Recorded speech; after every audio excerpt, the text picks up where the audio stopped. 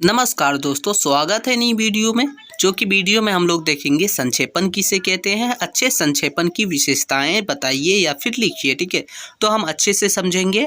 तो आप नए हैं चैनल पर तो सब्सक्राइब कर लीजिएगा, ताकि क्योंकि हमारे चैनल पर जो है FYUGP और चेक बोर्ड का तैयारी करवाया जाता है। ठीक है, तो आप कोई भी सेमेस्टर के हो आप देख लीजिए, अगर आपको ये सिलेबस में पढ़ना है तो। चलिए, ये उत्तर हम लोग देखेंगे कि संक्षेपण एक ऐसी प्रक्रिया है जिसमें जो है एक बड़े और विस्तृत पाठ या विषय को छोटे और संक्षिप्त रूप में प्रस्तुत किया जाता है। सीधा समझिए, एक बहुत बड़ा जो है टॉपिक को छोटे और संक्षिप्त रूप में लिखना ही जो है संक्षेपण कहलाता है। ठीक है, इसका उद्देश्य जो है पाठक या श्रोता का मुख्य बिंदु और अवधारणाओं को समझाना होता है, यही संक्षेपण कहलाता है। यानी कि जो फालतू चीज़ें उसको हटाकर मुख्य बिंदुओं को लिखा जाता है, यही संक्षेपण कहलाता है। चलिए, दूसरे अर्थों में कहे तो संक्षेपण से तात्पर्य है किसी विस्तृत विवरण, व्याख्या, व्यक्तित्व, निबंध, लेख आदि के संक्षिप्त और सार्थक रूप को संक्षेपण कहते हैं। तो ये हो गया दोस्तों हम लोग का संक्षेपण। ठीक है, अब इसका देखिए, संक्षेपण को सार लेखन और अंग्रेजी में इसको प्रिस्क्रिप्ट राइटिंग भी कहते हैं। तो ये आप ध्यान रखिएगा। अब अच्छे संक्षेपण की विशेषताएं हम लोग देखेंगे। सबसे पहले स्पष्टता होती है, जो कि हम लोग देखेंगे। इसमें पहला होता है कि संक्षेपण में विचारों को स्पष्ट और संक्षिप्त रूप में प्रस्तुत किया जाना चाहिए। दूसरा हो गया कि पाठक या श्रोता को आसानी से समझने में मदद करने के लिए भाषा स्पष्ट और सरल होना चाहिए। दूसरा हो गया। तीसरा ये है, फिर है संक्षिप्तता। ये संक्षिप्तता क्या होता है, तो देखिए, संक्षेपण में विचारों को संक्षिप्त रूप में प्रस्तुत किया जाना चाहिए, यानी कि पूरा अच्छे से। दूसरा है इसका कि संक्षेपण में केवल मुख्य बिंदुओं को शामिल किया जाना चाहिए और अनावश्यक विवरणों को हटा दिया जाना चाहिए। तो ये है, ठीक है, यानी कि जो अनावश्यक चीज़ है उसको हटा देना चाहिए, मुख्य बिंदु को ही लिखना चाहिए। फिर इसका तीसरा संगठित। संगठित क्या हुआ दोस्तों, तो संक्षेपण में विचारों को एक संगठित और तर्कसंगत तरीके से प्रस्तुत करना चाहिए। ठीक है, यानी कि जोड़ के। दूसरा हो गया कि संक्षेपण में एक स्पष्ट शुरुआत, मध्य और अंत होना चाहिए, ताकि जो है बहुत ही सुंदर देखने में लगे।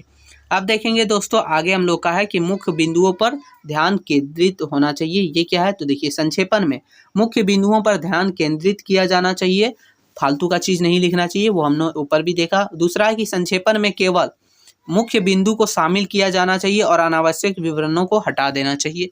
सेम वही चीज़ है। ठीक है, आगे की उदाहरणों का उपयोग, यानी संक्षेपण में उदाहरण का उपयोग करके विचारों को स्पष्ट किया जाता है, यानी कि जा सकता है संक्षेपण में उदाहरण दिया जाता है, ताकि जो है विवरण या फिर जो आप लिख रहे हैं उसको स्पष्ट से समझ आ सके।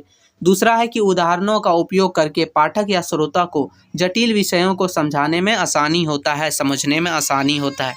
फिर है अद्यतन और प्रासंगिक। ठीक है, तो ये हो गया कि संक्षेपण में अद्यतन और प्रासंगिक जानकारी शामिल की जानी चाहिए। संक्षेपण में पुरानी या अप्रासंगिक जानकारी को हटा दिया जाना चाहिए। ठीक है, मतलब पुरानी चीज़ों को नहीं लिखना चाहिए। फिर है दोस्तों कि संक्षेपण अगर आप लिख रहे हैं तो संक्षेपण लिखते समय किन किन बातों का ध्यान रखना है। कुछ बातें तो होगी ना जिसे ध्यान रखना है, तो उन सभी बातों को हम लोग देखेंगे। तो पहला हो गया कि सामान्य बातें, यानी क्या क्या चीज़ ध्यान रखना है, वो सामान्य चीज़। तो हो गया कि विषय की समझ होना चाहिए। सबसे पहले कि संक्षेपण लिखने से पहले विषय की अच्छी तरह से समझ लें, ताकि आपको अच्छे से लिख सके। दूसरा है कि उद्देश्य, संक्षेपण का उद्देश्य क्या है, यह जानने से आपको संक्षेपण को सही तरीके से लिखने में मदद मिलेगी।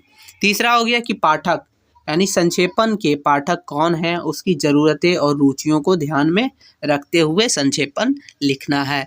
फिर हो गया कि संक्षेपण की रचना दोस्तों, जिसमें हम लोग देखेंगे पहला कि स्पष्ट शीर्षक, यानी संक्षेपण का शीर्षक स्पष्ट और आकर्षक होना चाहिए। दूसरा, मुख्य बिंदु, संक्षेपण में मुख्य बिंदु को स्पष्ट रूप से प्रस्तुत किया जाना चाहिए। फिर है दोस्तों तीसरा कि संगठित, संक्षेपण को संगठित और तर्कसंगत तरीके से लिखा जाना चाहिए। ये हो गया। अब देखते हैं इसका चौथा, यानी कि संक्षिप्त, यानी संक्षेपण में विचारों को संक्षिप्त रूप में प्रस्तुत किया जाना चाहिए। और पांचवा, उदाहरण, संक्षेपण में उदाहरणों का उपयोग करके विचारों को स्पष्ट किया जा सकता है या फिर किया जाना चाहिए। अब आगे एक चीज़ और ध्यान रखना है, भाषा और शैली। तो इसमें स्पष्ट भाषा, यानी संक्षेपण में स्पष्ट और सरल भाषा का उपयोग किया जाना चाहिए, ताकि जो है आप लोग का संक्षेपण अच्छा रहे। दूसरा है कि आकर्षक शैली, संक्षेपण की शैली आकर्षक और पाठक को आकर्षित करने वाली होनी चाहिए, तभी ना आपका जो है संक्षेपण अच्छा लगेगा। तीसरा है कि व्याकरण और वर्तनी, यानी संक्षेपण में व्याकरण और वर्तनी की गलतियों से बचना चाहिए, क्योंकि एक गलती व्याकरण वगैरह का जो है आपका संक्षेपण खराब कर सकता है। तो ये सब चीज़ ध्यान रखना चाहिए एक संक्षेपण लिखने से पहले। फिर हो गया अंतिम जांच, आप लिख लीजिएगा तो लास्ट में एक जांच करना चाहिए, यानी कि प्रूफ रीडिंग, यानी संक्षेपण को प्रूफ रीडिंग करके करें ताकि कोई गलती ना हो, गलतियों को आप देख सकें। दूसरा है संपादन, संक्षेपण को संपादित करें ताकि वह स्पष्ट और आकर्षक हो। तो ये सब चीज़ें हैं जिसको ध्यान में रखते हुए आपको संक्षेपण को लिखना है। तो वीडियो कैसी लगी ज़रूर बताइएगा, क्योंकि इस वीडियो में हमने संक्षेपण से रिलेटेड उसके हर एक टॉपिक को क्लियर किया, एक अच्छे संक्षेपण की विशेषता, साथ ही साथ संक्षेपण लिखने से पहले किन किन बातों का ध्यान रखना चाहिए, संक्षेपण क्या है। ठीक है, तो ये था दोस्तों। ठीक है, मिलते हैं नई वीडियो में, तब तक के लिए जय हिंद,